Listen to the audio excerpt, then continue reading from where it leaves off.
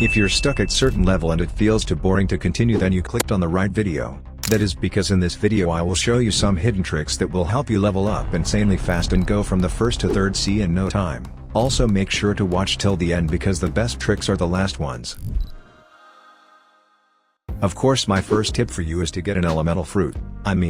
They are literally designed for you to be grinding machines, and depending on what sea you're in you should choose them wisely. So for example, if you want to level up fast in the first sea you should definitely go for the light fruit, and you can stick with it in the second sea, but after the second sea you could also go with the Buddha fruit. And I know, Buddha isn't elemental but it's the meta if you're aiming for fast level progression.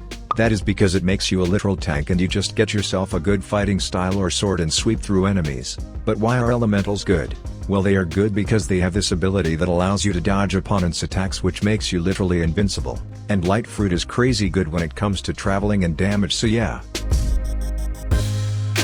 This trick is specifically for new players that are still in the first sea. But even if you're not a beginner, maybe you will make a new account, so it's good for you to know it. So what's the trick? Well, there is a way to skip all islands on the first sea. You shouldn't really skip all of them because that is not the most efficient way, but you can definitely skip the first 3 to 4 islands. So, no matter what level you are in the first sea, go straight to the Fountain City and find these enemies that have this wall around them. This wall is special because you can hit them and they can hit you. And since they're such a high level, they will drop you insane amounts of experience upon killing them. It may take you a bit to kill them, but it's worth it. If you compare it to normal leveling in the beginning of first sea, this trick is insanely useful.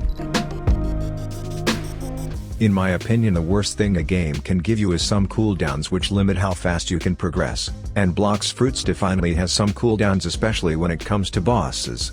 But there is a way to get around that, and that is by server hopping. You can either go join servers from the Roblox page or here from the game itself, it doesn't matter. So how can we apply that method to gaining more XP? Well, bosses in this game offer a huge amount of XP for little effort. Their only problem is their respawn cooldown, but since we server hop we can farm them one after another. So just join your server, kill the boss, server hop and kill the boss again. Repeat the process. This is honestly one of the most useful tricks which will make you insane amounts of XP. But I got some more, so keep watching. Next thing we need to talk about if you want to progress fast is your playstyle. That means what fruits you use, weapons, fighting styles, abilities and such. But I don't want to get into specific items that you must use. The point I'm trying to make is that you should not switch your playstyle very often if you're planning to farm levels. Don't get me wrong, the goal of the game is that you have fun, so do whatever you want, but since you're watching this video you probably aim for efficiency and not just fun. So not committing to one playstyle is very wrong, because the more you play something the better you get at it, so you will be much more efficient. You get the point. I recommend you to research on YouTube what suits you the best and use it till you reach max level, and then you can experiment with anything you want. That way you won't lose any of your precious time on these useless playstyles. Of course, one of the best ways to increase level progression is activating the double XP boost, but how to do that exactly? Well, there is a rich way and a free way. The rich way is of course buying it in the shop for Robux, which I think is a good idea if you have some spare Robux and want to progress much faster. And the only limiting factor that you have is the amount of Robux you are willing to spend.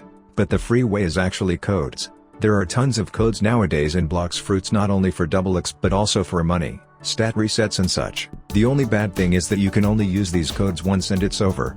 So I wouldn't use all of them straight away. I would actually wait till like third sea when it gets really time consumable. That way you get the most out of them. Everybody knows how to find the next quest giver because they follow this compass.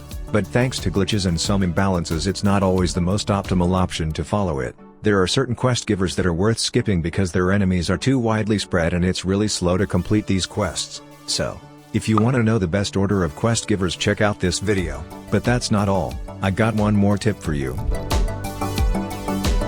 We can't talk about efficiency if we don't take in the equipment that we are using. That's one of the biggest, if not the biggest factor when it comes to how fast we progress in the game. So, we already talked about the fruits that you should use, light for first and second and Buddha for second and third sea. But what about other equipment? We still got swords, accessories, races, guns and much more. I made videos for every sea best equipment, so make sure to go and check them out.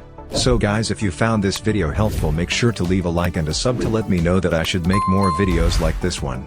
Thank you so much for watching and I will see you soon.